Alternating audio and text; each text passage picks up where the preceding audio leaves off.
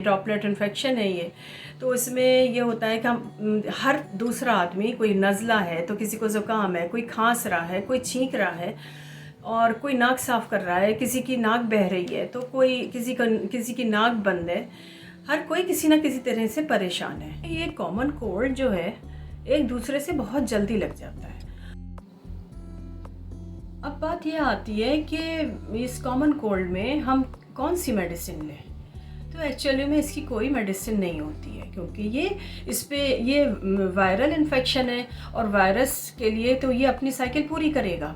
कम से कम 1 हफ्ते तक आपको इसके साथ रहना है, तब जाके ये अपने आप ही कम हो जाएगा। इसमें एंटीबायोटिक का कोई रोल नहीं है। बस आपको करना ये है कि आप अगर ऑफिस में हैं तो छुट्टी लेकर के 1 हफ्ते के लिए आप घर बैठें, बच्चे हैं तो बच्चों को घर रखें, टोटली रेस्ट करें। इसके अलावा पानी खूब पिएं और टेम्परेरी रिलीफ के लिए आप ये कर सकते हैं कि एंटी एलर्जिक ले लें, या अगर बहुत ज़्यादा आपको खांसी आ रही है तो आप ये लॉजेंजेस जो आती हैं, जो खांसी की जो टॉफ़ी कह लीजिए वो होती है, आप उसे ले लीजिए, मुंह में डाल लीजिए। भाप जो होती है ना, आप उसे ले लें।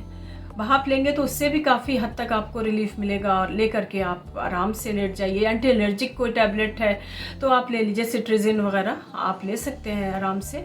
अब ज़्यादा कभी ऐसा होता है कि आपको रिलीफ नहीं मिलता है, 1 हफ्ता गुजर गया, 10 दिन गुजर गया, 12 दिन हो गए, आपको नहीं रिलीफ मिल रहा है और फिर वैसे ही का वैसे ही है।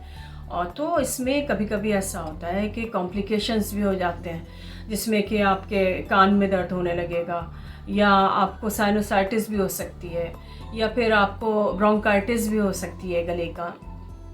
तो इसमें आपको अपने डॉक्टर से कंसल्ट ज़रूर करना है।